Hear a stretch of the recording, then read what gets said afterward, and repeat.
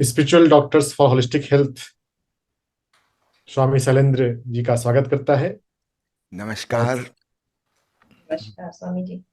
और साथ ही साथ सभी हमारे मित्रों को, हमारे पार्टिसिपेंट्स का welcome. Spiritual doctors for holistic health के माध्यम से हमारा एक छोटा सा प्रयास है कि जो अध्यात्म में हम ओशो की देशनाओं को या इन जनरल स्पिरिचुअलिटी के कंसेप्ट्स को सुनते और समझते हैं, उसको हम साइंटिफिक फ्लेवर देते हुए किस प्रकार मेन स्ट्रीम में इंटीग्रेट करने का प्रयास कर सकें। तो उस दिशा में आज हम भविष्य की मेडिकल साइंस और अध्यात्म इस विषय पर स्वामी जी का प्रवचन सुनेंगे। समझने की कोशिश करेंगे कि किस प्रकार से हम अपने स्वास्थ्य में आध्यात्मिक दृष्टिकोण अपना सकते हैं। Welfare of human life, this is endeavour of mainstream science as well as spirituality. So let's begin. Swami ji, आपका तहे दिल से स्वागत है। नमस्कार डॉक्टर साहब, सभी स्पिरिचुअल डॉक्टर्स को और सभी स्पिरिचुअलिटी में इंटरेस्ट रखने वाले मित्रों को प्रणाम करता हूँ। मैं आपको स्मरण दिलाना चाहता हूँ, आज से करीब 52 साल पहले अहमदाबाद मेडिकल कॉलेज में ओशो ने एक प्रवचन दिया था जिसका शीर्षक है मेडिसिन और मेडिटेशन। ओशो ने इसमें बताया कि ये दोनों शब्द मेडिसिन और मेडिटेशन जिस मूल ग्रीक शब्द से बने हैं उसका भावार्थ है हीलिंग, चिकित्सा। मेडिसिन बाहर से हीलिंग का प्रयास करती है और मेडिटेशन भीतर से स्वस्थ की दिशा में हमें ले जाता है। तो दोनों अलग अलग नहीं है, दोनों का भावार्थ एक ही है, हीलिंग। एक आउटर हीलिंग है, एक इनर हीलिंग है। थोड़ा सा मैं हिस्ट्री पर चलूँगा, मेडिकल साइंस की हिस्ट्री के कुछ लैंडमार्क्स। ऐसा समझिए, सन 1900 के करीब करीब पहला दर्द निवारक औषधि एस्प्रिन खोजी गई और उसका प्रचार प्रसार हुआ। 1935 में पेनिसिलिन पहला एंटीबायोटिक खोजा गया। इसके पहले भी पिछले 200-300 सालों से मेडिसिन का विकास चल रहा था, लेकिन वो लगभग नगण्य था, कुछ खास प्रोग्रेस नहीं हुई थी। अचानक प्रोग्रेस की शुरुआत आप समझिए 1935-1940 के बाद हुई, जब पहला एंटीबायोटिक बना। 1950 में एवरेज उम्र सारी दुनिया की 35 साल थी। आज सन 2024 में एवरेज आयु 70 साल हो गई, पूरा डबल, दो गुनी। तो पिछले 60-70 सालों में ही बहुत तीव्रता से औषधि का विकास हुआ है। और चूंकि औषधि की शुरुआत बाहर से हुई, शरीर को ट्रीट करने के लिए फिजिकल उपायों द्वारा, फिजियोथेरेपी द्वारा, मेडिसिन के द्वारा। 1922 में पहला हार्मोन इंसुलिन खोजा गया, पहली बार किसी मरीज को दिया गया। इसके पहले तक डायबिटीज़ के सारे मरीज 35 साल के पहले पहले समाप्त हो जाते थे। स्वामी विवेकानंद उसी आयु में समाप्त हो गए। डायबिटीज़ की वजह से बचाने का कोई उपाय नहीं था। 1950 के आसपास वैक्सीनेशन की खोज हुई और बड़ी बड़ी सफलताएं मिलनी शुरू हुई। सबसे बड़ी सफलता स्मॉल पॉक्स, चेचक का रोग समाप्त हुआ। इसी प्रकार फिर अन्य बहुत से वायरल इन्फेक्शन पर कंट्रोल आना शुरू हुआ। सर्जरी का तेजी से विकास हुआ। जैसे जैसे फिजिक्स के इक्विपमेंट्स बढ़ते गए, इन्वेस्टिगेशंस के साधन बढ़ते चले गए, सूक्ष्म से सूक्ष्म बीमारियां पकड़ में आने लगीं और सर्जरी ने आशातीत सफलता हासिल की। मेडिसिन के क्षेत्र में भी आशातीत सफलता मिली। हार्मोन्स की खोज, वैक्सीन की खोज, विटामिन्स की खोज, सही न्यूट्रिशन क्या होना चाहिए, उसके डिफरेंट प्रोटीन्स, कार्बोहाइड्रेट किस मात्रा में हमें ज़रूरी हैं, वैज्ञानिक ढंग से पहली बार पता चला। और उसी का परिणाम है कि 1950 में जहां औसत उम्र 35 साल होती थी, आज लगभग 75 साल बाद औसत उम्र 70 के आसपास पहुंच गई है और आने वाले 5-6 साल में 75 तक भी पहुंच जाएगी। इसी बीच में मनोविज्ञान का विकास हुआ। ये एक बिल्कुल नई शाखा थी विज्ञान की। विज्ञान की अन्य शाखाओं से हम परिचित हैं, फिजिक्स, केमिस्ट्री इत्यादि इत्यादि। मनोविज्ञान, साइकोलॉजी और फिर उसी का बाई प्रोडक्ट निकली साइकियाट्री। तो इसके थोड़े से मैं इतिहास पर जाने की कोशिश करूंगा ताकि आपको फिर समझ में आ सके भविष्य हम किस दिशा में जा सकते हैं। क्या विज्ञान और अध्यात्म का मिलन संभव है? हाँ, क्योंकि दोनों ही मनुष्य को स्वस्थ बनाने के उपाय हैं। एक उपाय बाहर से करता है औषधि के द्वारा, शल्य चिकित्सा के द्वारा, और ध्यान उपाय करता है भीतर चेतना के द्वारा। हम अपने होने के 3 तल समझें, तन, मन, चेतन, बॉडी, माइंड, कॉन्शसनेस। तो फिजिकल बॉडी पर और अपनी बायोकेमिस्ट्री पर काम करती हैं मेडिसिन और सर्जरी। चेतना पर काम करता है ध्यान। हम अधिक से अधिक जागरूक सुपर कॉन्शसनेस की दिशा में गति करने लगते हैं। बीच में है मन। मन ना तो ठोस पदार्थ की तरह है और ना ही सूक्ष्म चेतना की तरह है। ये दोनों का कॉम्बिनेशन है। कुछ कुछ देह जैसा, कुछ कुछ आत्मा जैसा। याद रखिएगा, शरीर और आत्मा का जो जोड़ बनेगा वह जोड़ दोनों के समान होना चाहिए, कुछ कुछ, तभी वह जोड़ बन सकता है। तो मन मध्य में है, एक सेतु का कार्य करता है। जैसे नदी के इस पार और उस पार दोनों को जोड़ने वाला पुल होता है ना, ब्रिज। तो ब्रिज दोनों तरफ से जुड़ा होता है तभी वह जोड़ पाता है। हमारा मन ठीक ऐसा ही है। तो इस मन के संबंध में थोड़ी सी बातें करूंगा।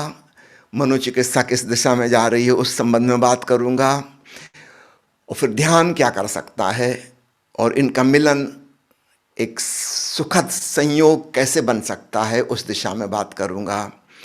थोड़ी सी चर्चा में शुरू करना चाहूँगा। अभी जो पिछले 3-4 साल में नए एडवांस हुए हैं, शायद बहुत लोगों को पता नहीं होगा, मैं बताना चाहूँगा कि उम्र बढ़ाने की दिशा में एक नया प्रयोग वैज्ञानिकों ने किया है। पहले खरगोशों के ऊपर प्रयोग किया गया है।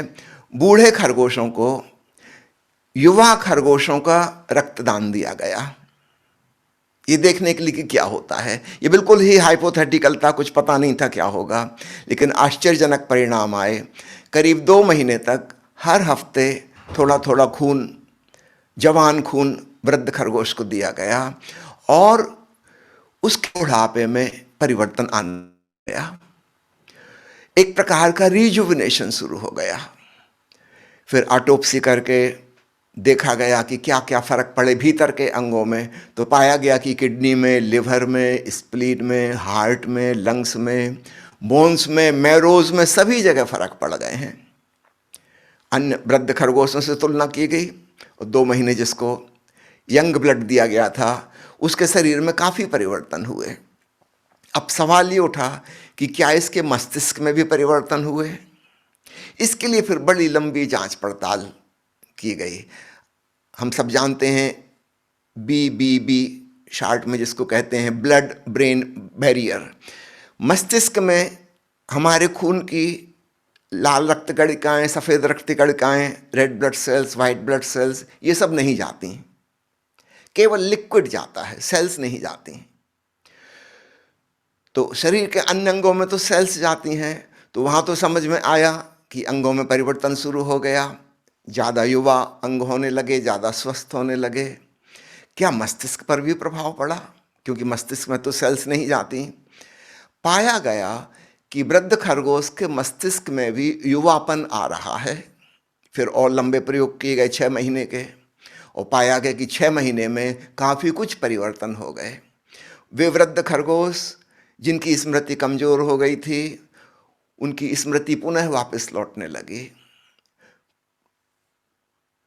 शारीरिक कमजोरी तो दूर हुई ही, मानसिक तीव्रता, इंटेलिजेंस का भी पुनः विकास हुआ। जैसे यंग खरगोश की बुद्धि होती थी वैसी बुद्धि वृद्ध खरगोश की फिर से होने लगी। और फिर कुल मिला के देखा कि उनकी औसत आयु में काफ़ी परिवर्तन हो गया। जिनको 2 महीने यंग खरगोश का खून दिया गया था, वो अन्य खरगोशों की तुलना में 2 साल और ज़्यादा लंबा जिए। अब एक बात सिद्ध हो गई कि ब्लड सेल्स तो चूंकि ब्रेन में नहीं जाती, केवल प्लाज्मा जाता है, वो जो तरल पदार्थ है खून का। तो अगला प्रयोग किया गया प्लाज्मा के ऊपर कि फुल ब्लड डोनेशन ना देकर केवल प्लाज्मा दी गई, और देखा गया कि ठीक वही परिणाम हुए जो कि कंप्लीट ब्लड डोनेशन देने से होता था। तो एक बात पक्की हो गई कि red white blood sales, platelets, इनसे कोई लेना देना नहीं है। ये जो रिजुविनेशन हो रहा है, प्लाज्मा में ही कोई ऐसा पदार्थ है जो परिवर्तन ला रहा है। अब इस दिशा में काफ़ी रिसर्च चल रही है कि वह केमिकल कौन सा है। निश्चित रूप से उसका आइडेंटिफिकेशन एक बार हो गया तो फिर सिंथेटिक प्रोडक्शन भी उसका संभव हो पाएगा, और भविष्य में यह संभव हो पाएगा कि हम उस केमिकल का इंजेक्शन अथवा ओरल रूट से उसको देकर वृद्धावस्था को काफ़ी पोस्टपोन कर सकते हैं। ऐसी उम्मीद लग रही है कि आदमी की उम्र बड़ी आसानी से 200, 250, 300 साल तक हो सकती है, और ये बुढ़ापे वाली उम्र नहीं होगी, युवावस्था लंबी हो जाएगी। शरीर के सभी अंग इंक्लूडिंग द ब्रेन सभी रिजुविनेट होते रहेंगे, और हर कुछ साल के बाद इनको पुनः रिजुविनेट किया जा सकता है। तो इस दिशा में काफ़ी क्रांतिकारी खोज चल रही है। हो सकता है 10 साल लगें, 20 साल लगें, किंतु यह निश्चित रूप से सफलता की दिशा में उठाया गया एक रिवोल्यूशनरी स्टेप है। आदमी की उम्र लंबी हो जाए, इसको मैं अध्यात्म से कैसे जोड़ता हूँ वह भी आपको बता दूँ। जितनी अधिक लंबी उम्र होगी, अर्थात युवावस्था भी बहुत लंबी हो जाएगी। आदमी 150 साल, 200 साल तक होकर जी रहा है, उसके भीतर जो परिपक्वता और मैच्योरिटी आएगी वह और अकल्पनीय होगी। चीन में कहा जाता है कि संत लाओ त्सु, ताओवाद के जन्मदाता, 80 साल की उम्र में पैदा हुए थे। ये तो एक काव्यात्मक उपमा है। इसका भावार्थ यह है कि जब वे जन्मे थे तभी वो इतने मैच्योर थे, इतने परिपक्व थे जैसे 80 साल का आदमी होता है। हम जीवन के अनुभवों से सीखते हैं। अभी हमारी जो उम्र है 70, 75 साल, 80 साल की, हम पूरा अच्छे से अनुभव से सीख नहीं पाते और शरीर नाकाम हो जाता है और मृत्यु हो जाती है। जरा सोचो, हम 250, 300 साल तक जिए, तब हमारे अंदर हमारी इंटेलिजेंस की जो मैच्योरिटी होगी वो कितनी होगी, जैसी बुद्ध की, महावीर की, लाओ त्सु की हुई होगी। यदा कदा कभी अपवाद भी होते हैं। अभी मैंने विवेकानंद का नाम लिया, छोटी उम्र में ही उन्होंने वह सब जान लिया जो बड़े बूढ़े भी नहीं जान पाते। आद्य शंकराचार्य 12 साल की उम्र में संन्यास्त हो गए। वो इतने मैच्योर हो गए छोटी सी उम्र में। निश्चित रूप से इनके अंदर कुछ अद्भुत घटना घटी होगी। शरीर तो बच्चे का है, खेलने कूदने की उम्र है, लेकिन उनकी मानसिकता, उनकी आध्यात्मिकता तो चरम शिखर पे पहुंच गई। अधिकांश लोगों के जीवन में यह नहीं हो पाता। एक कहावत है ना, धूप में ही बाल पकाए हैं, अर्थात अनुभव वगैरह कुछ नहीं हुआ, कोई भीतर मैच्योरिटी नहीं आई, शरीर भर बूढ़ा हो गया। यदि हमारी औसत उम्र बहुत लंबी हो सके तो निश्चित रूप से हमारे भीतर अनुभव से एक मैच्योरिटी आएगी जो क्रमशः हमें स्पिरिचुअलिटी की ओर ले जाएगी। प्राचीन युग में हम जानते हैं, हिंदू धर्म व्यवस्था में 4 आश्रम कहे जाते थे। 25 साल शिक्षा के, 25 साल गृहस्थ जीवन के, फिर 25 साल वानप्रस्थ, और अंतिम 25 साल संन्यास्त होने के। 75 साल तक होते होते जिंदगी के सारे सुख दुख सब नेगेटिव पॉजिटिव देख लिए। सबके प्रति एक वैराग्य फलित हो जाता है। अनासक्त भाव उत्पन्न हो जाता है और व्यक्ति अपनी अंतर यात्रा करने लगता है, ध्यान में डूबने लगता है, वह अध्यात्म की ओर उन्मुख हो जाता है। अगर उम्र 300-400 साल हो तो कहना ही क्या। अधिकांश लोगों के जीवन में ये जो टर्निंग पॉइंट है, जो बुद्ध महावीर के जीवन में आया, जो शंकराचार्य और विवेकानंद के जीवन में आया, वो लगभग सभी के जीवन में आने लगेगा। अभी हम बचकाने ढंग से जिंदगी जीते हैं, सच पूछो तो हमारा बचपना जाता ही नहीं, और किशोरावस्था में जाके कहीं हम अटक जाते हैं। सेकेंड वर्ल्ड वॉर के बाद जब बड़े पैमाने पर सैनिकों का मानसिक विश्लेषण किया गया और उनकी आईक्यू नापी गई तो पता चला औसत आईक्यू 14 साल है। अब शारीरिक उम्र किसी की 40 साल है, 45 साल है, 50 साल है, मेंटल एज 14 साल के आसपास जाकर अटक के रह गई। क्यों?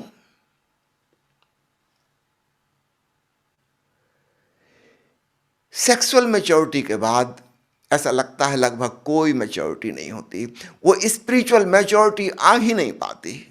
काश हमारी उम्र बहुत लंबी हो। अधिकांश लोगों के जीवन में स्पिरिचुअल मैच्योरिटी आएगी और वे परमात्मा को, समाधि की परम अवस्था को जानेंगे, निश्चित रूप से जानेंगे, क्योंकि टर्निंग इन, भीतर की तरफ मुड़ने का वो अवसर उन्हें प्राप्त हो जाएगा। अभी बाहर की दुनिया में ही उलझे रहते हैं, खेल खिलौनों में, कुछ बचपन के खेल खिलौने, कुछ किशोरावस्था के, कुछ जवानी के, और जीवन से विदा हो जाते हैं। अगर लंबी उम्र हो तो वह समय आएगा जब सारे खेल खिलौनों के प्रति हमारा मोह भंग हो जाएगा और तब हम अध्यात्म में उत्सुक होंगे और साधना में लगेंगे। दूसरा पॉइंट मैं आपको बताना चाहता हूँ, एंटीबॉडीज़ के बारे में बहुत रिसर्च चल रही है और ख़ासकर कोविड पेंडेमिक आने के पश्चात एक बड़ी चुनौती सामने है। क्या कोई ऐसी वैक्सीन बनाई जा सकती है जो समस्त वायरसों को कंट्रोल कर सके? इस दिशा में एक बड़ा क्रांतिकारी कदम उठा है और वो ये कि अभी तक जो एंटीबॉडीज़ हमारे शरीर में नेचुरली बनती हैं वो एंटीजन के केवल चेहरे को पहचानती हैं। यदि एंटीजन की सारी केमिकल प्रोटीन्स को देखें तो उसका जो फेस है सिर्फ उसको पहचानती हैं, तो उसके अगेंस्ट काम करती हैं। लेकिन वायरस बड़े चालाक हैं, वो चेहरा बदल कर आ जाते हैं, उनका पूरा शरीर वही का वही रहता है, सिर्फ चेहरा, नाक नक्श बदल जाता है। हम कहते हैं नई स्ट्रेन, नए प्रकार का वायरस आ गया। हमारे भीतर की एंटीबॉडीज उसको नहीं पहचानती। जो लोग मेडिकल साइंस को नहीं जानते हैं उनको थोड़ा सा विस्तार में समझा दूं। जब भी कोई फॉरेन बॉडी हमारे शरीर में प्रवेश करती है, चाहे वो बैक्टीरिया हो अथवा वायरस हो अथवा कुछ भी, हमारे शरीर का वह हिस्सा नहीं है, तो हमारा शरीर उसे पहचानने की कोशिश करता है, ये क्या है, उसको दुश्मन की तरह ट्रीट करता है और एंटीबॉडीज नामक एक फौज खड़ी कर लेता है कि जब कभी ऐसा पदार्थ हमारे भीतर आएगा, चाहे सांस के माध्यम से, चाहे भोजन के माध्यम से, चाहे किसी भी तरीके से, वो फौज उस पर आक्रमण कर देगी और उसको नष्ट कर देगी।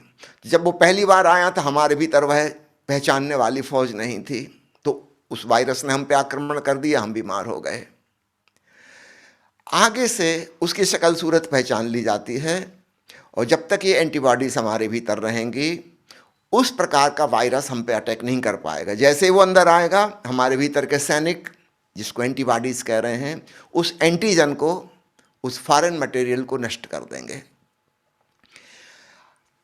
अभी जो क्रांतिकारी आइडिया आया है वैज्ञानिकों को वो ये कि क्या हम ऐसी एंटीबॉडीज बना सकते हैं जो उस वायरस को पूरा का पूरा पहचाने, सिर्फ उसके चेहरे से आइडेंटिफाई ना करें।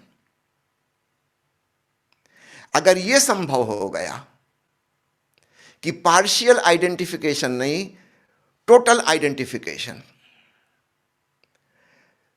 तब समझो सर्दी जुकाम के जितने भी वैरायटी हैं कीटाणुओं की, उन सब का बॉडी स्ट्रक्चर एक सा है। तब केवल एक फ्लू की वैक्सीन, जिसको हम कहें सुपर वैक्सीन, वह काम करेगी। एक बार वो वैक्सीन हमने ले ली, अब किसी प्रकार का कोई सर्दी जुकाम का कीटाणु हमारे भीतर प्रवेश नहीं कर सकता। सबसे लड़ने के लिए वो एक ही एंटीबॉडी पर्याप्त है। यह एक बिल्कुल ब्रांड न्यू आइडिया है, एक प्रकार की सुपर वैक्सीन बनाने का। अगर ये संभव हो गया, जिसकी की प्रैक्टिकल संभावनाएं काफ़ी दिख रही हैं। एक छोटा सा उदाहरण और दे दूं जिससे आपको समझ में आ जाएगी। अभी जो पार्शियल आइडेंटिफिकेशन है वो कैसा है, समझो कि हमारे भीतर इंसुलिन हार्मोन बनता है, उसमें 17 अमाइनो एसिड की एक चेन है, वो एक प्रोटीन है। संयोग की बात, दूध में भी एक प्रोटीन है जिसमें 17 अमाइनो एसिड है।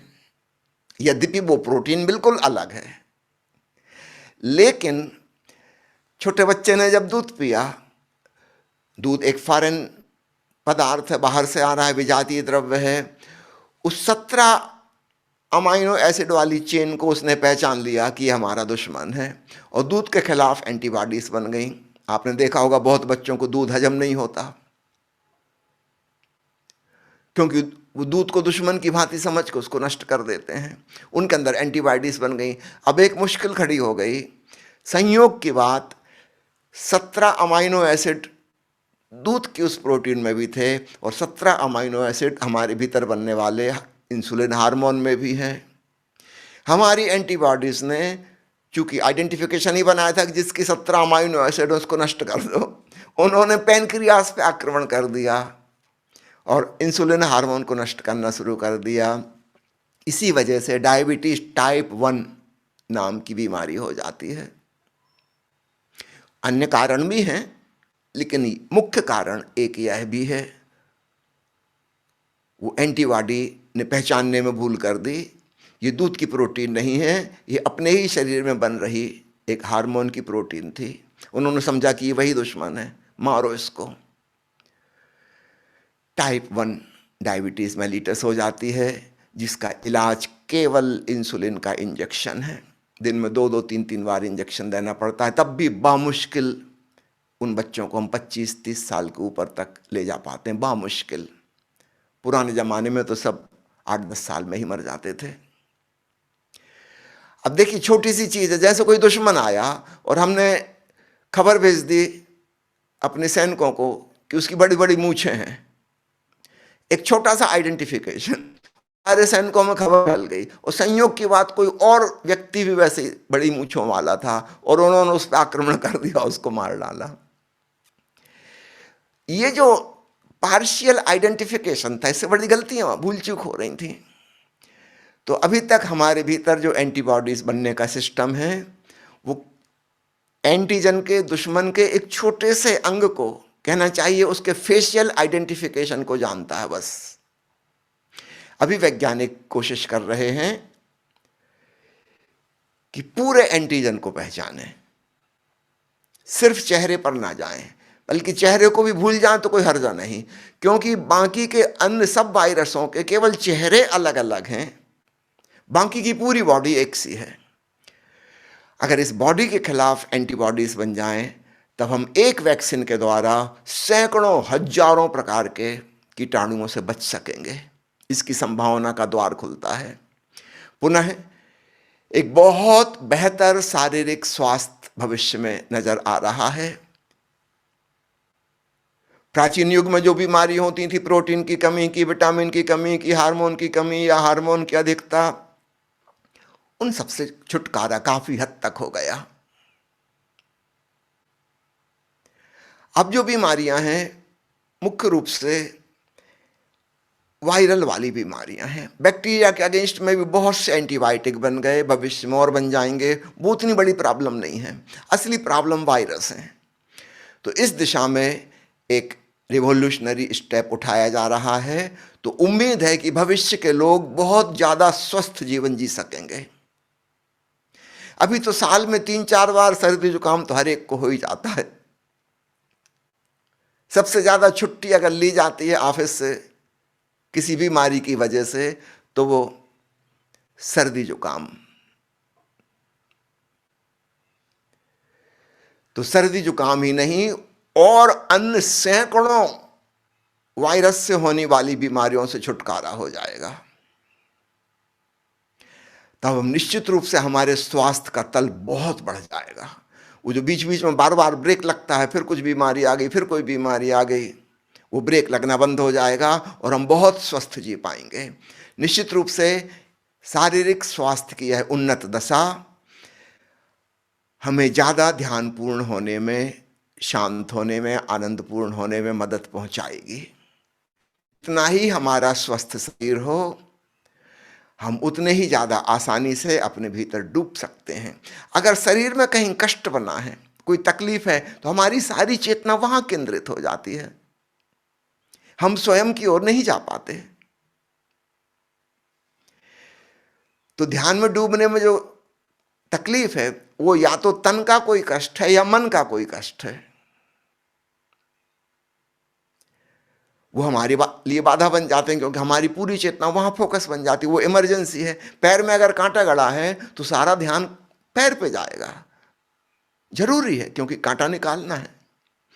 काश हमारा शरीर खूब स्वस्थ होता चला जाए और ये बारंबार बारंबार छोटी छोटी बीमारियों के अटैक होते रहते हैं, इनसे छुटकारा मिल जाए, तो हमारी ऊर्जा स्वयं की तरफ आसानी से उन्मुख हो सकेगी और तब हम पाएंगे भविष्य में मेडिकल साइंस की यह कंट्रीब्यूशन स्पिरिचुअलिटी के लिए भी बहुत मददगार साबित हो जाएगी। अब मैं तीसरे पॉइंट पर आता हूं, वो है मनोरोग, मानसिक बीमारियां। प्राचीन युग में यदा कदा किसी को कोई मानसिक रोग होता था, अक्सर उनको होता था जो मेंटली रिटार्डेड हैं, जिनका ब्रेन डेवलप नहीं हो पाया, बाई बर्थ कुछ डिफेक्ट है। आज स्थिति बिल्कुल दूसरी हो गई है। आज सुशिक्षित, सभ्य, सुसंस्कृत, पढ़े लिखे, बहुत ज़्यादा बुद्धिमान, प्रतिभाशाली लोगों को मानसिक रोग हो रहा है। और अमेरिका जैसे उन्नत देश में हर 4 में से 1 व्यक्ति मानसिक रोग से ग्रस्त हो चुका है। ये आज के फिगर हैं। और भविष्य का जो ग्राफ पोटेंशियल दिखाई दे रहा है वो है कि आने वाले 10 साल के अंदर 50% लोग मनोरोगी हो जाएंगे और ये ग्राफ आगे बढ़ता ही चला जाएगा। मैं तो कई बार मजाक में कहता हूं कि अभी हमको पागल खाने बनाने पड़ते हैं, हो सकता है भविष्य में स्वस्थ खाने बनाने पड़े। जो थोड़े बहुत ठीक ठाक लोग बचे उनको सुरक्षित रख लो, बाकी पूरी दुनिया पगलाई जा रही है।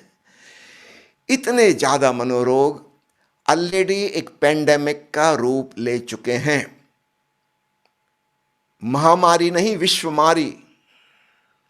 फिर से दोहरा दूं, psychiatric illnesses have taken the form of A pandemic already, और भविष्य बहुत ज़्यादा खतरनाक होने वाला है।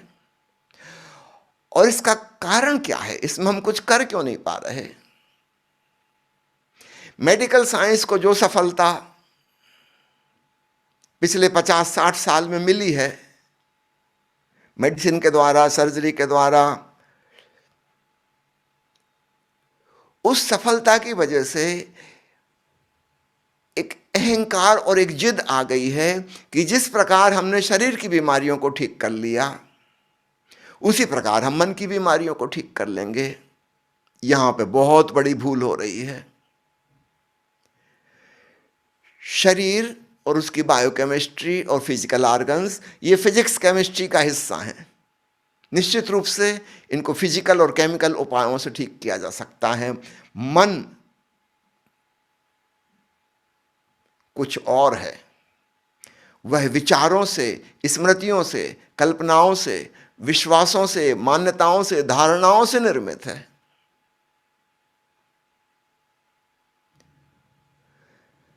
जिन उपायों से हमने शरीर को ठीक कर लिया, वही उपाय मन में काम नहीं आएंगे। लेकिन मेडिकल साइंस उसी ढंग से पीछे पड़ी है। भांति भांति के साइकेट्रिक ड्रग्स खोजे जा रहे हैं, बड़ी रिसर्च चलती रहती है। और संक्षेप में कहें, आज तक जो कुछ भी खोजा गया है, लगभग कुछ भी काम का नहीं है। ज़्यादा से ज़्यादा इतना ही हो सकता है, हम एक अशांत व्यक्ति को सुला दें, लेकिन जब कुछ घंटे बाद वो उठेगा, समस्याएं सब वहीं की वहीं, वो आदमी वही का वही है। हाँ, 2-4 महीने में अप्स एंड डाउन्स चलते हैं बाइपोलर डिसऑर्डर में, स्किज़ोफ्रेनिया में, कभी वो डिप्रेसिव फेज में जाता है, कभी मैनियाक फेज में जाता है। वो तो नेचुरल अप्स एंड डाउन्स हैं। संयोग की बात, उस समय हम जो एंटी डिप्रेसेंट दे रहे थे, हम सोचेंगे कि ये वाली दवाई काम कर गई। माफ़ कीजिए, वो दवाई काम नहीं की। दोबारा आप इसी दवाई को फिर देंगे, काम नहीं करेगी। वो संयोग की बात था, वो नेचुरल उस समय ठीक हो रहा था। ठीक नहीं हो रहा था, वो डिप्रेशन से मैनियक की तरफ जा रहा था। बीच में एक ट्रांजिशनल फेज था जिसमें लग रहा था कि ठीक है, ठीक भी कुछ नहीं था। साइकेट्री में जितनी भी दवाइयां आज तक खोजी गई हैं, इनकी सफलता हम 1% से ज़्यादा नहीं कह सकते, 99% बिल्कुल फेल हो गई हैं। एक नया आइडिया, उस पर काम किया जाना जरूरी है। जैसे हमने बैक्टीरिया और वायरस के अगेंस्ट में वैक्सीन बना ली प्रिवेंटिव, क्या हम वैसा कोई प्रिवेंटिव उपाय कर सकते हैं मनोरोगों के लिए?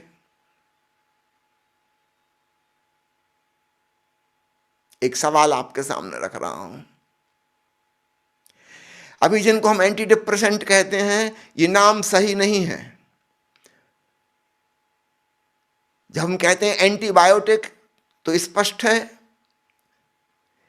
यह दवाई बैक्टीरिया को मारेगी, एंटीबायोटिक ठीक है। लेकिन एंटी डिप्रेसेंट ऐसी दवाई नहीं है, ये डिप्रेशन को खत्म नहीं करती, ज़्यादा से ज़्यादा थोड़ी समय के लिए छुपा लेती है लक्षणों को बस। जैसे हम वो कहते हैं ना, non steroidal anti inflammatory drug, Hindi में कोई नाम नहीं तो हम कहते हैं दर्द निवारक औषधि। दर्द निवारक नहीं है, केवल दर्द का पता नहीं चलने देती थोड़ी देर के लिए, उस बीमारी को ठीक नहीं करती। ऐसे ही हमारी एंटी डिप्रेसेंट हैं, छुपा लेती हैं लेकिन बीमारी को ठीक नहीं करती। थोड़ा सा हिस्ट्री पे चलें साइकेट्रिक इलनेस की। आज से 100 साल पहले मनोविज्ञान धीरे धीरे विकसित हुआ।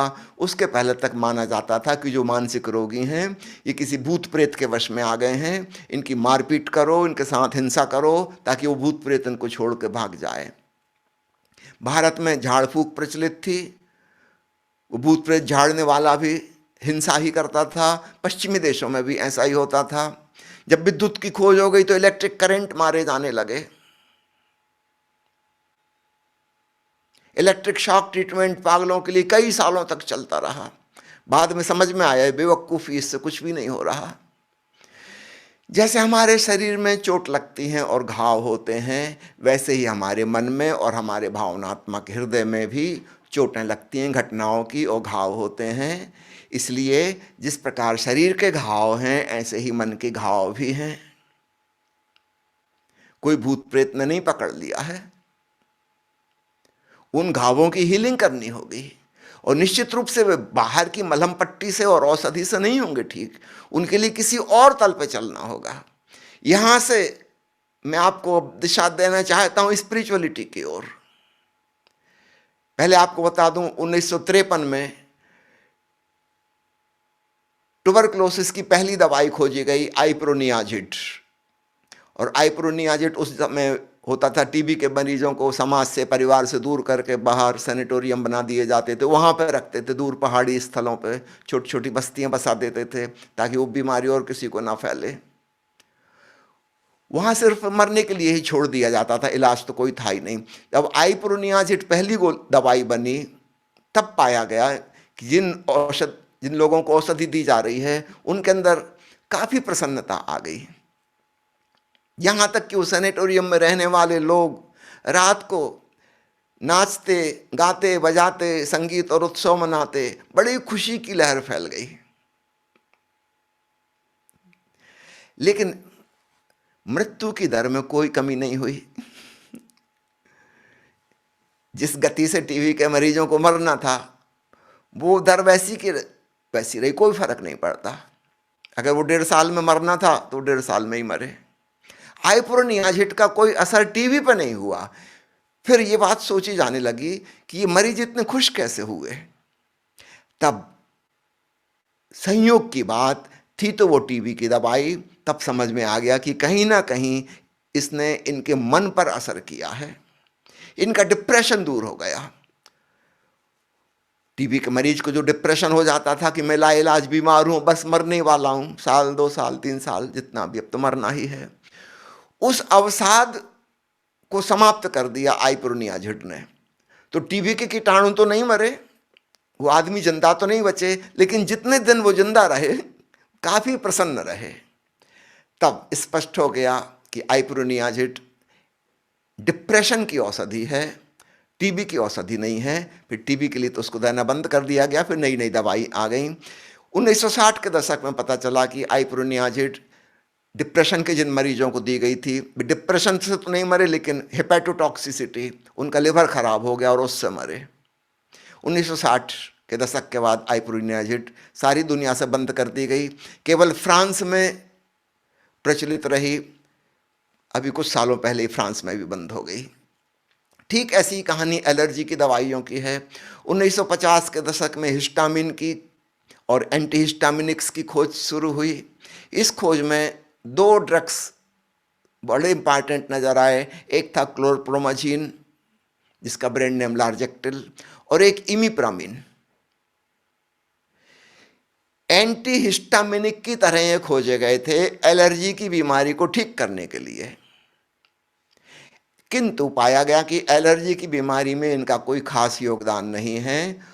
और जैसा कि वो टीबी वाली इलाज के संग हुआ, ऐसे ही पता चला कि जिन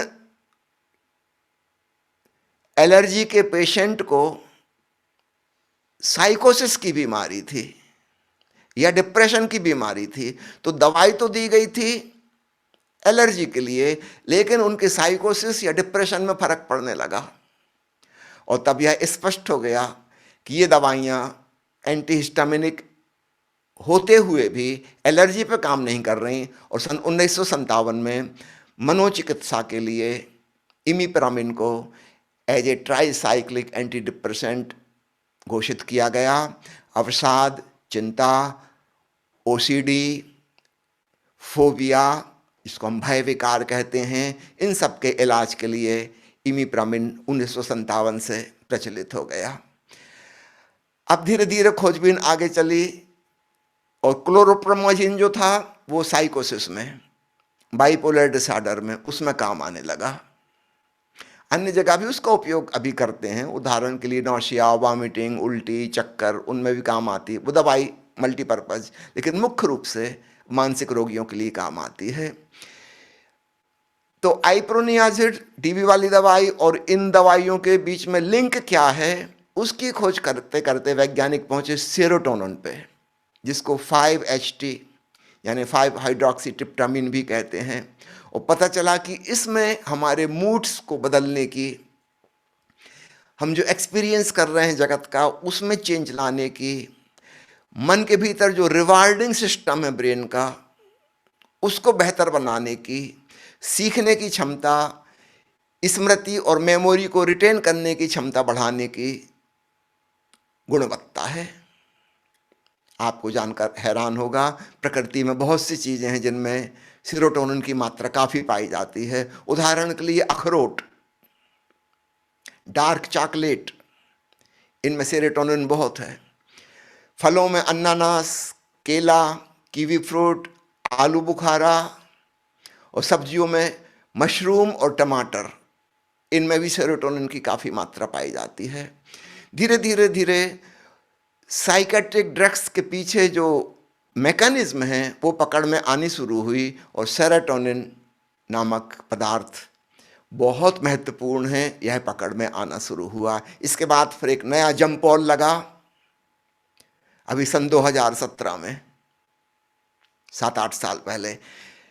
सेरोटोनिन से विकसित करते करते केटामाइन तक पहुंचे थे और इसको एसएडी नामक एक बीमारी होती है जिसमें सामाजिक डर पैदा होता है। किसी से मिलने जुलने में आदमी भयभीत हो जाता है, संकुचित हो जाता है, किसी के सामने जाना नहीं चाहता, इंटरव्यू में घबरा जाता है, इसको कह लें सामाजिक भय, एसएडी।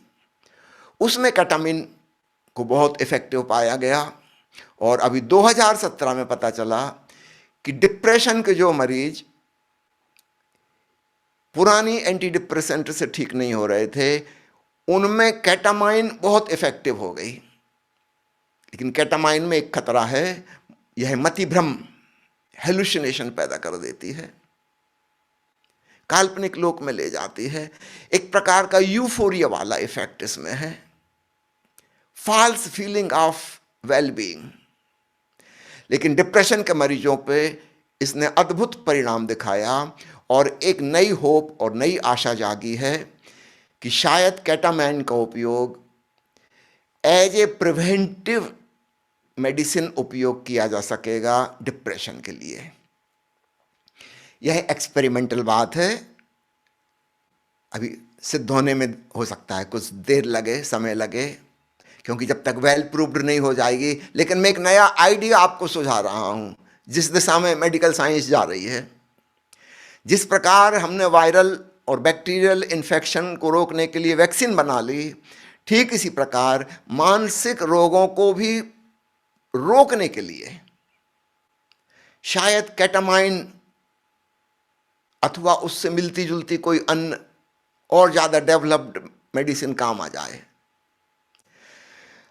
अगर कोई मानसिक रोगी हो चुका है, फिर उसको ठीक करना तो बहुत मुश्किल है, बहुत मुश्किल है। सब लोग ये बात जानते हैं, डॉक्टर्स भी ये बात जानते हैं। जैसे किसी को कोरोना हो गया, फिर तो बचना मुश्किल है, लेकिन प्रिवेंशन किया जा सकता है। तो ठीक ऐसी ही एक नई सोच हम साइकेट्री के मामले में अपनाएं। जिनके मन ऑलरेडी बीमार हो चुके हैं, उनका इलाज करना अत्यंत दूभर, अत्यंत कठिन है। लेकिन जो अभी स्वस्थ हैं, क्या हम उनके साथ कुछ ऐसा कर सकते हैं कि इनको बीमारी हो ही ना?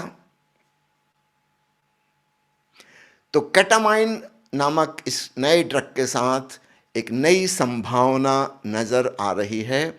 माना कि इसमें कुछ साइड इफेक्ट हैं, लेकिन भविष्य में उन साइड इफेक्ट्स को दूर करने का कोई उपाय सोचा जा सकता है। इस संबंध में काफी खोजबीन चल रही है, क्योंकि अब हम इसका इंतजार नहीं कर सकते कि 50% लोग पागल हो जाएं, 75% पागल हो जाएं, फिर हम इलाज करेंगे। कौन इलाज करेगा? इलाज करने वाले ही नहीं बचेंगे, वो सब भी पागल हो चुके होंगे। अब तो प्रिवेंशन का सोचना होगा। एक पुरानी कहावत है, an ounce of prevention is better than a kilogram of cure. Curative treatment में 1 लाख रुपया खर्च करने की बजाय प्रिवेंशन करने में 1 रुपया खर्च करना ज्यादा उपयोगी है। यह पुरानी कहावत आज भी उतनी ही वैल्यूएबल है जितनी कभी थी। अब मैं थोड़ा सा मेडिटेशन की तरफ आता हूं। एक न्यूरो साइंटिस्ट हैं जिनका नाम है सारा लजार, और उन्होंने fMRI, functional magnetic resonance imaging के द्वारा हजारों लोगों के मस्तिष्क का अध्ययन किया। इनमें से आधे लोगों को ध्यान सिखाया गया, आधे लोगों को नहीं सिखाया गया। कंट्रोल ग्रुप तैयार किया गया 50-50%। तो जिन लोगों को 3 महीने तक ध्यान करने के लिए कहा गया, कम से कम 40 मिनट से लेकर 1 घंटा प्रतिदिन, और बड़ी सरल सरल सी विधियां सिखाई गई। उदाहरण के लिए विपस्सना ध्यान की विधि, आती जाती सांस को चुपचाप देखो 40 मिनट से लेकर 1 घंटे तक। तो जो वॉलंटियर्स थे उनके मस्तिष्क में एनाटॉमिकल चेंजेस नजर आए। फिर स्कैनिंग की गई 3 महीने बाद। तो जिन लोगों को ध्यान नहीं किया था उनके मस्तिष्क तो ज्यों के त्यों थे, किंतु जिन्होंने इस बीच में ध्यान किया था उनके भीतर पाया गया कि उनके मस्तिष्क के कुछ प्रमुख क्षेत्रों का आकार बदल गया। ये बहुत बड़ी बात है, आकार बदल गया।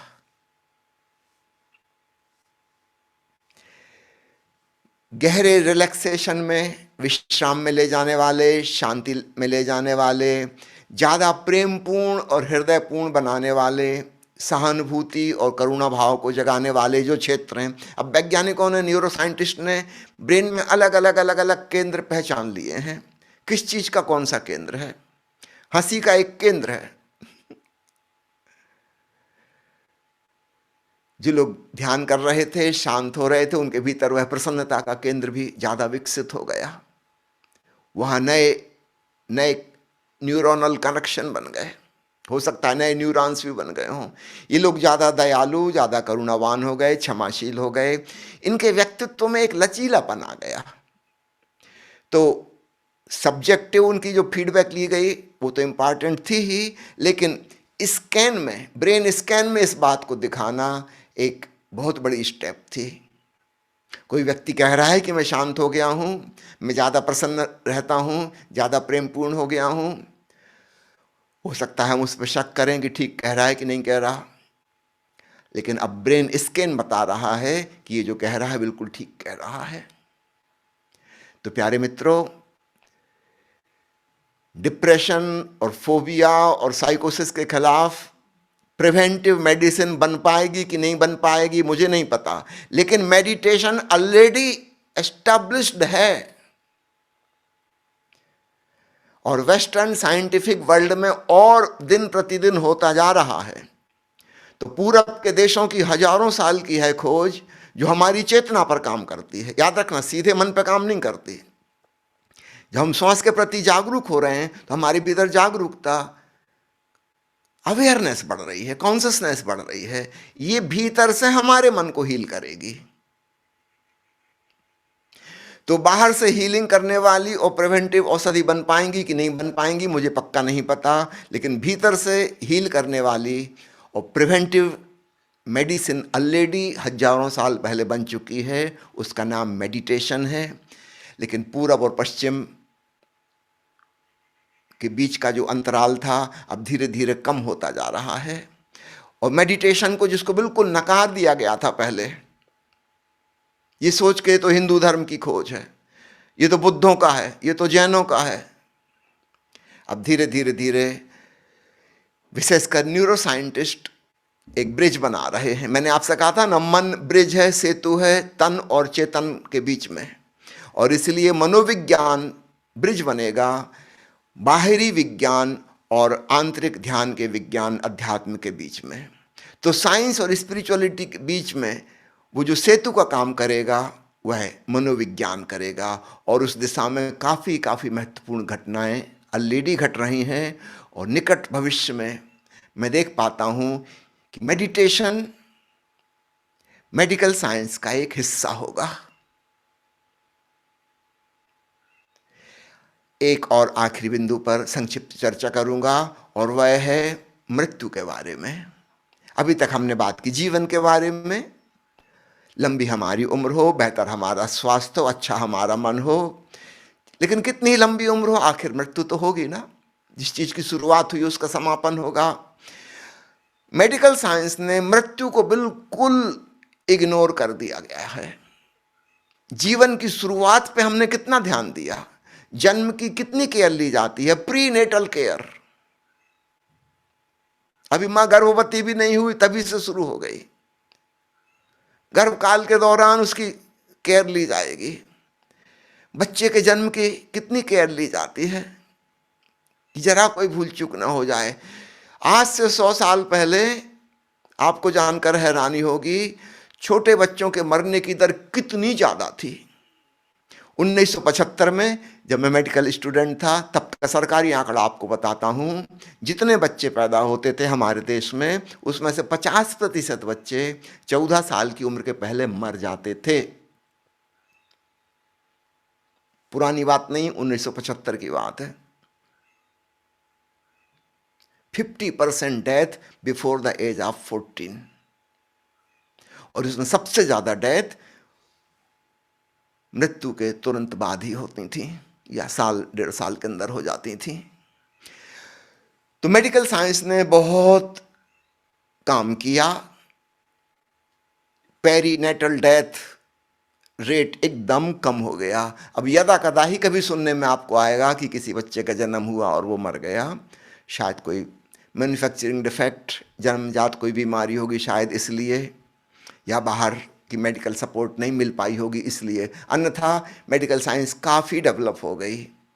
तो जन्म के इर्द गिर्द हमने बहुत सुरक्षा का इंतज़ाम किया है, बड़ी हमने केयर ली है।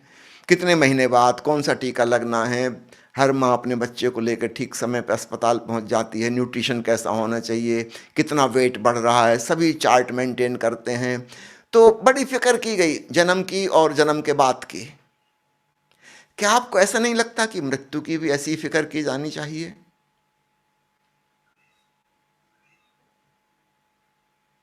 काफी पहले से फिक्र की जानी चाहिए और मृत्यु के बाद भी फिक्र की जानी चाहिए। ऐसी साइंस अतीत में डेवलप हो चुकी है। तिब्बत में व्यक्ति के मरने के 49 दिन तक यानी 7 सप्ताह तक केयर लेते थे उसका अगला जन्म सुधारने के लिए।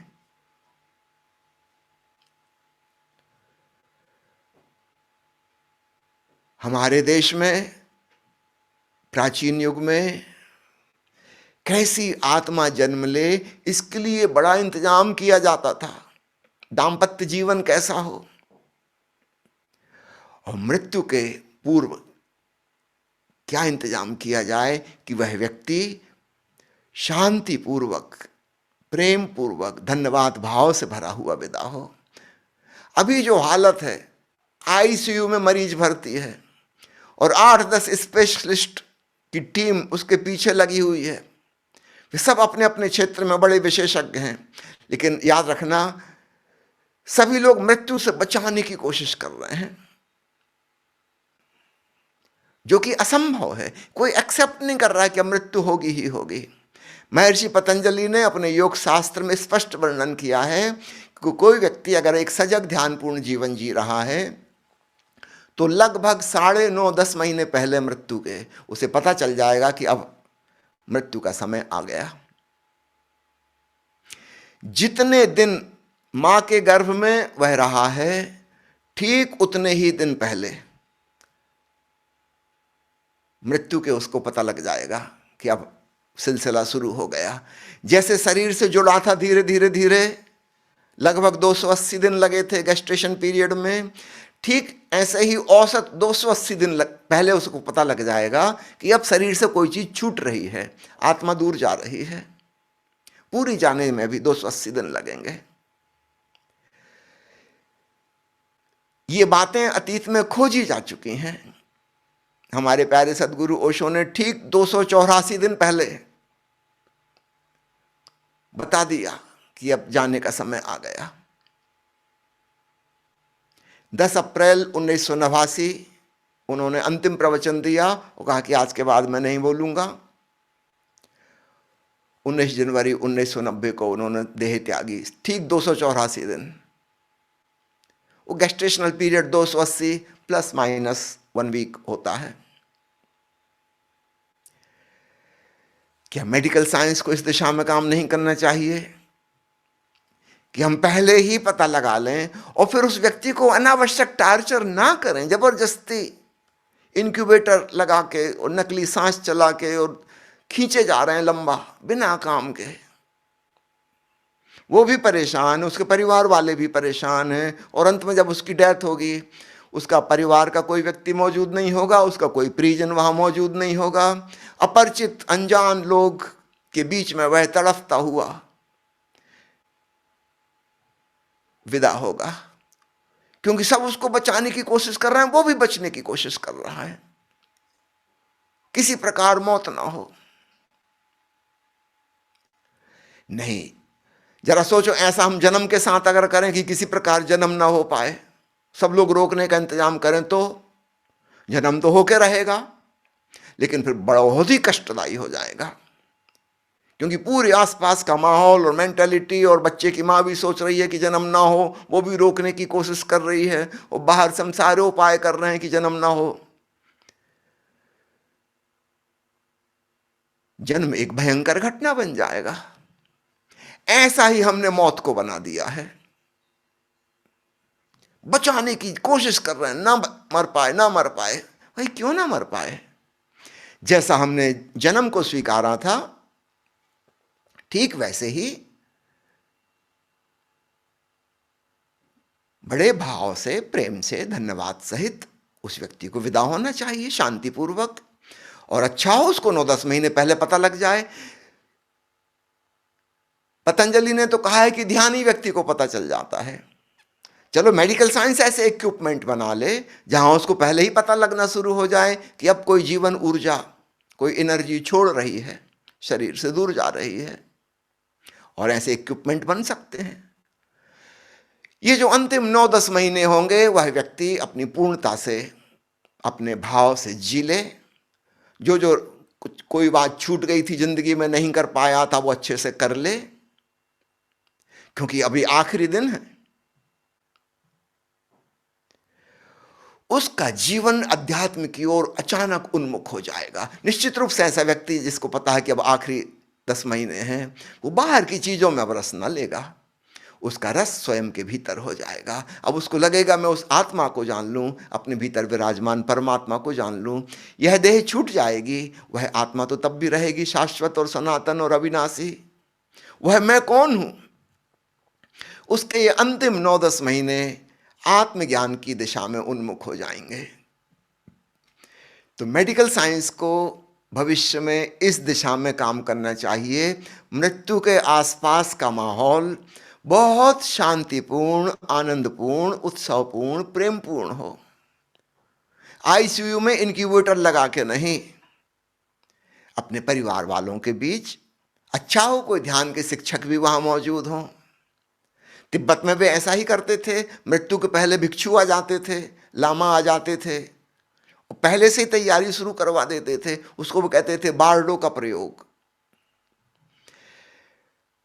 भविष्य में पुनः बार्डो के प्रयोग विकसित होने चाहिए। उस व्यक्ति को सुझाव दिया जा सकता है कैसे मृत्यु होगी, तुमको क्या क्या करना है, कैसे रिलैक्स होते जाओ, इसके बाद फिर क्या होगा। 2 जन्मों के बीच का जो गैप है उसके बारे में उसको जानकारी दी जाए। जैसे प्रीनेटल, पोस्टनेटल, पेरीनेटल केयर करते हैं, ठीक ऐसे ही मृत्यु के पहले, 2 मृत्युओं, जन्म और मृत्यु के बीच में और जन्म के पश्चात पूरी इंफॉर्मेशन उसको फीड की जा सकती है। और तो हम पाएंगे उसकी मृत्यु एक अभिशाप नहीं बल्कि एक वरदान हो गई। तो प्यारे मित्रों, मेडिसिन और मेडिटेशन, वेस्ट और ईस्ट में खोजी गई ये 2 साइंस, अध्यात्म को भी मैं साइंस कहता हूं, it is the science of consciousness. और मन इन दोनों के बीच में है, वो ओवरलैपिंग है। तो बाहर से भी कुछ कुछ हेल्प हो सकती है और भीतर से ज्यादा हेल्प हो सकती है। तो बाहर से जो किया जा रहा है स्वागत है उसका, भीतर से भी बहुत कुछ किया जा सकता है। उसके लिए अपने हृदय खोलो। मेडिसिन और मेडिटेशन दोनों मिलके एक कंबाइंड साइंस बनेगी, दोनों का कॉम्बिनेशन। वह एक पूर्ण स्वास्थ्य जो हमें संपूर्ण रूप से जिंदगी जीने की कला भी सिखाए, स्वस्थ होकर, और एक स्वस्थ मृत्यु भी हमारी हो। एक नए शब्द का इस्तेमाल कर रहा हूं मैं, स्वस्थ मृत्यु। स्वस्थ का मतलब केवल हीलिंग ही नहीं है। संस्कृत का स्वस्थ शब्द अत्यंत महत्वपूर्ण है। उसका अर्थ है स्वयं में स्थित होना, जिसे हम कहें आत्मज्ञान, ब्रह्मानुभूति, स्वयं के भीतर स्थित हो जाना। ऐसे व्यक्ति की मृत्यु स्वस्थ मृत्यु होगी। वह स्वयं के भीतर डूब जाएगा और तब पाएगा कि अरे, शरीर ने सांस लेना बंद कर दिया, हृदय ने धड़कना बंद कर दिया, मैं तो ज्यों का त्यों हूं। ओशो की एक किताब है, मैं मृत्यु सिखाता हूं। एक अन्य किताब है, मरो है जोगी मरो। एक तीसरी किताब अंग्रेजी में है, the art of dying.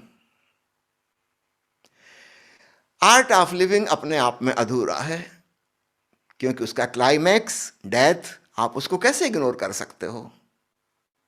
Art of dying भी आनी चाहिए, तब जाके एक संपूर्ण जीवन मृत्यु का विज्ञान जिसे हम कहें, तब जन्म से लेकर मृत्यु तक हमारा सब कुछ अत्यंत सुंदर, अत्यंत स्वस्थ, आनंदपूर्ण, शांतिपूर्ण, प्रेमपूर्ण हो सकता है। तो भविष्य की तरफ कुछ इशारे मैंने किए हैं, उस दिशा में ऑलरेडी कुछ कदम उठाए जा रहे हैं, उठाए जाने चाहिए, उस तरफ भी मैंने इशारा किया। बहुत बहुत धन्यवाद, मेरी बातों को इतने प्रेम और शांति से आपने सुना।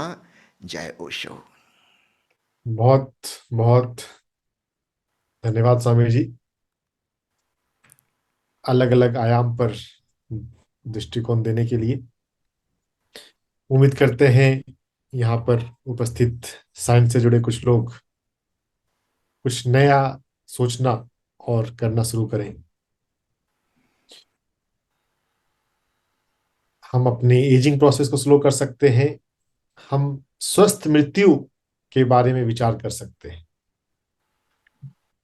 तो इन सभी बातों के साथ अब थोड़ा सा ध्यान के अभ्यास में चला जाए। Spiritual doctors for holistic health पर सेशन हम मेडिटेशन के साथ ही समाप्त करते हैं, क्योंकि प्रैक्टिकल हो तभी तो फिर महत्व है। तो अब आपकी मार्गदर्शन में मेडिटेशन। चलिए, सभी मित्रों से निवेदन करता हूं, अपनी रीढ़ और गर्दन को सीधी रखें, लेकिन विश्रामपूर्ण। Please keep your back and neck straight but relaxed. आंख बंद कर लीजिए। अब बाहर नहीं, भीतर देखना है। रीढ़ और गर्दन सीधी है। महसूस करें अपने नासापुटों से भीतर प्रवेश कर रही हवा, उसकी ठंडक गले में महसूस हुई, फिर सीने में हवा गई, फिर पेट तक गई, फिर सांस वापस लौटना शुरू हुई। पेट सिकुड़ा, सीना सिकुड़ा, गले से हवा बाहर, नासापुटों से बाहर हो गई। भीतर जाती हवा में ठंडक है, बाहर आती हवा में थोड़ी सी ऊष्मा है। इस शीतलता और ऊष्मा के प्रति सजग बने। Be more sensitive, alert, particularly about the coolness of inhalation and warmth of exhalation.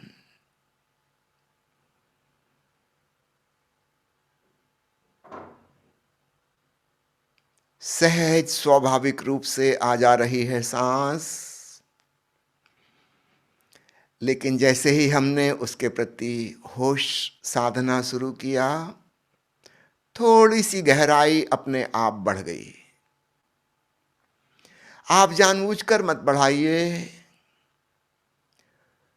आप केवल होशपूर्ण रहिए और देखिए गहराई बढ़ गई थोड़ी सी, 10% डीपर देन नॉर्मल। पहले हम इंटरकास्टल ब्रीदिंग कर रहे थे, सीने पर ज़्यादा फूलना पिचकना हो रहा था। अभी आप देखिए डायफ्रैग्मेटिक ब्रीदिंग हो गई,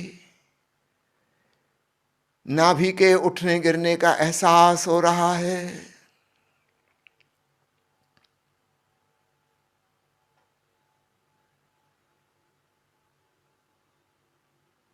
अब दो जगह मुख्य रूप से ध्यान,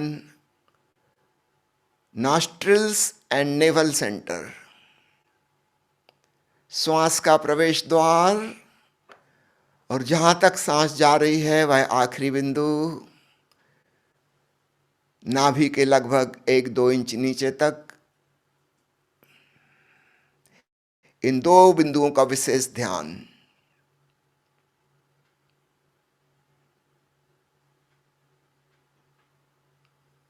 सांस पर ध्यान देते देते मन शांत होता जा रहा है। मन शांत हो रहा है, मन शांत हो रहा है।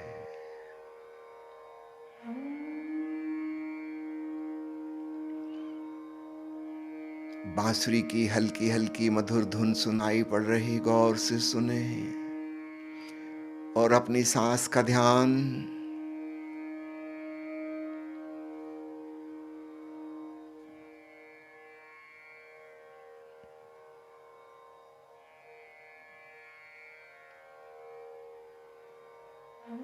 अब ख्याल कीजिए, आपका ज्यादा ध्यान नासाग्र पर टिकता है या नाभि केंद्र पर टिकता है।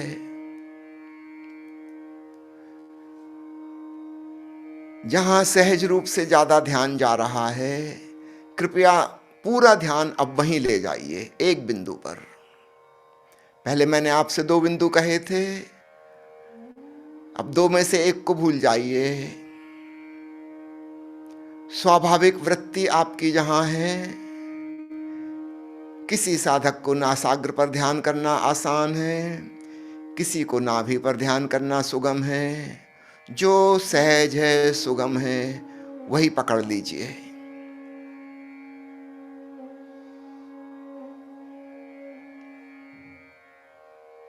सारा ध्यान एक बिंदु पर। सांस और पहले से धीमी हो गई, पहले से ज्यादा गहरी हो गई। हम अपनी तरफ से कुछ भी नहीं कर रहे, जो हो रहा है चुपचाप जान रहे हैं।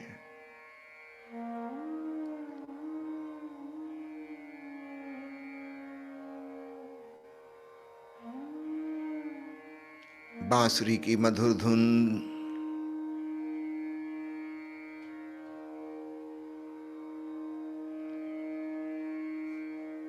इस बांसुरी की मधुर धुन को सुनते सुनते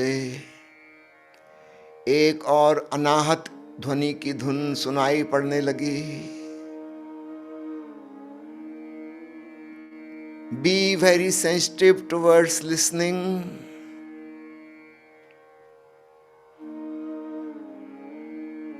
एक बहुत सूक्ष्म और धीमा संगीत अंतरात्मा में गूंज रहा है।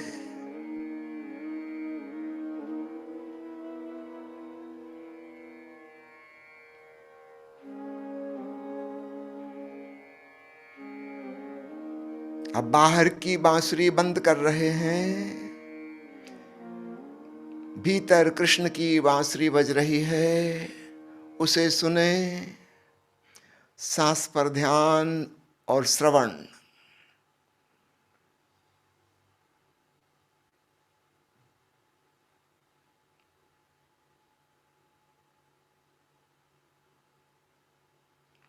एक हल्की सी गूंज, मानो बगिया में फूलों के आसपास भौरे मंडरा रहे हों।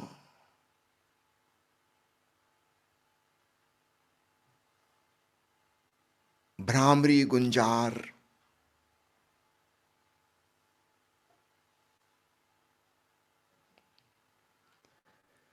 सुनते सुनते मन और शांत होने लगा, सन्नाटा छा गया।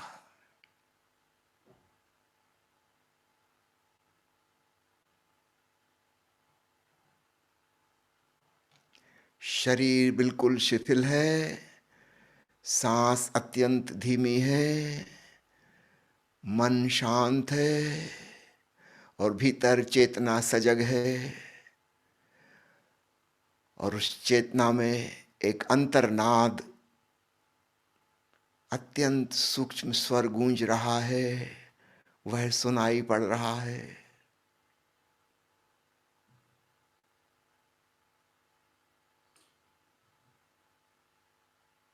उपनिषद के ऋषियों ने इसी को ब्रह्मनाद कहा है।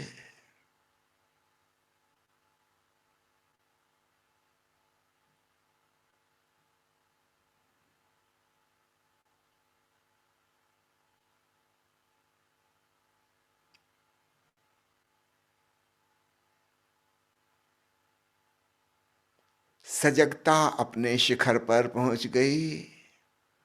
Your consciousness has reached to its climax. Just listening is happening by itself. You are simply doing nothing.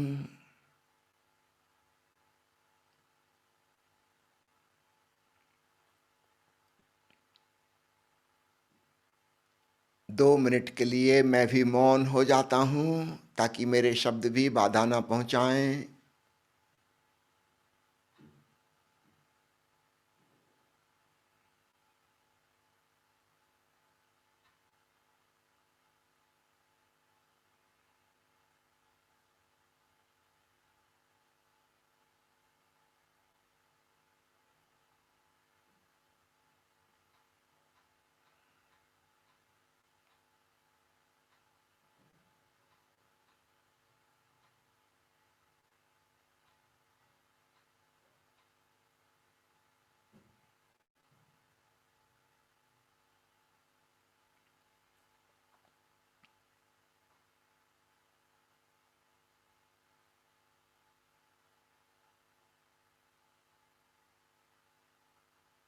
अंतिम 1 मिनट।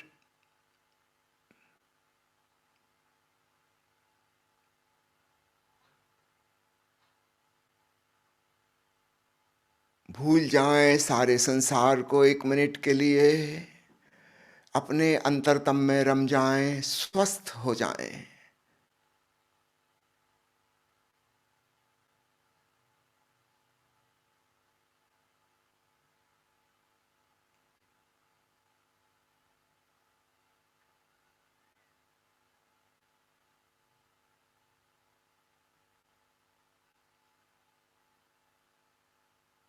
अपने दोनों हाथ जोड़ लें।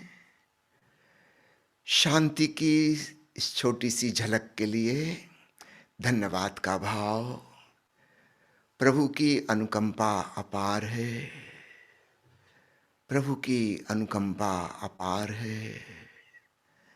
प्रभु की अनुकंपा अपार है।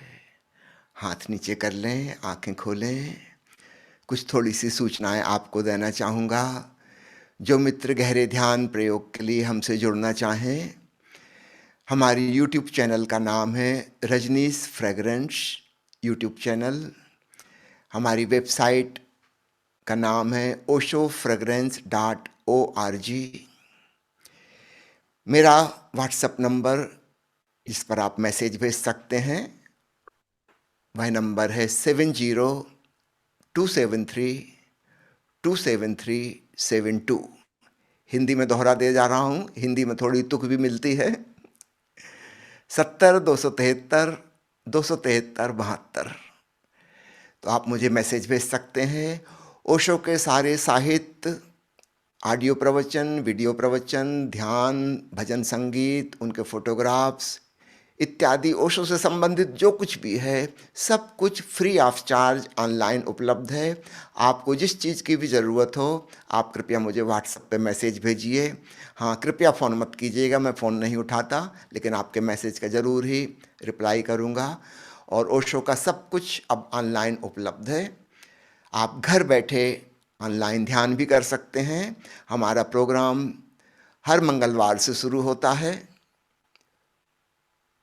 रविवार तक चलता है। सोमवार को एक दिन का गैप पड़ता है, फिर अगले मंगलवार से शुरू होता है।